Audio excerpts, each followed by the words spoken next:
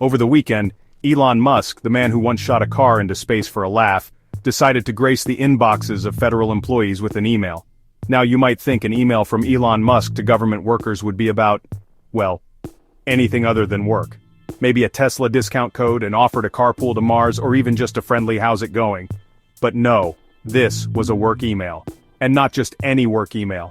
Musk, in his infinite wisdom, demanded that every single federal employee justify their existence in 5 bullet points or less. That's right, folks, 5 bullet points. The same amount of space you'd use to summarize your cat's daily routine was all federal employees were given to sum up a week's worth of work. Needless to say, the email landed with all the subtlety of a Tesla crashing into a Twitter server. The email itself was classic Musk short, demanding, and utterly devoid of context. It was like getting a text from your ex that just says, "We need to talk at 3 a.m. on a Tuesday. You know it's going to be bad, but you're not entirely sure why or how bad it's going to be." The reaction to Musk's email was about as calm and orderly as a room full of toddlers hopped up on space ice cream. Agencies across the country went into meltdown, with many unsure whether to comply, panic, or just start updating their resumes.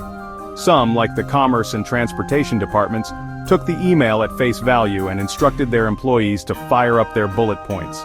Others, like the Justice, State, Pentagon, FBI, Homeland Security, and Energy departments basically responded with a collective, "You've got to be kidding me," and told their staff to ignore it.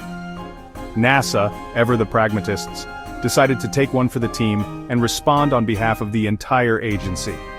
They helpfully pointed out that employee participation in Musk's little exercise was totally voluntary and wouldn't affect anyone's job security. The result of all this? Absolute chaos.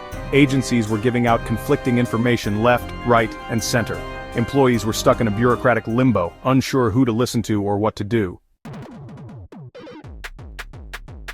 The response from federal employees themselves was a mixed bag of anxiety, confusion, and dark humor. Some, understandably, went into full-blown panic mode. The thought of having their livelihoods depend on 5 bullet points was enough to send them spiraling into an existential crisis. Others, perhaps those with a higher tolerance for absurdity, reacted with the kind of gallows humor that only comes from staring into the abyss of bureaucratic madness. Jokes about bullet point formatting guidelines and the optimal font size for appeasing the Muscovite overlords were flying faster than a SpaceX rocket.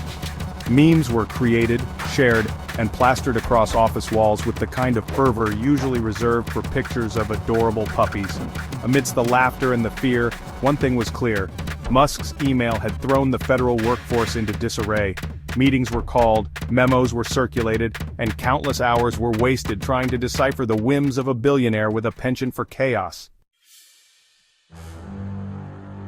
As if the initial email wasn't enough, Musk, in his infinite lack of chill, decided to grace us with a follow-up post on X, formerly known as Twitter.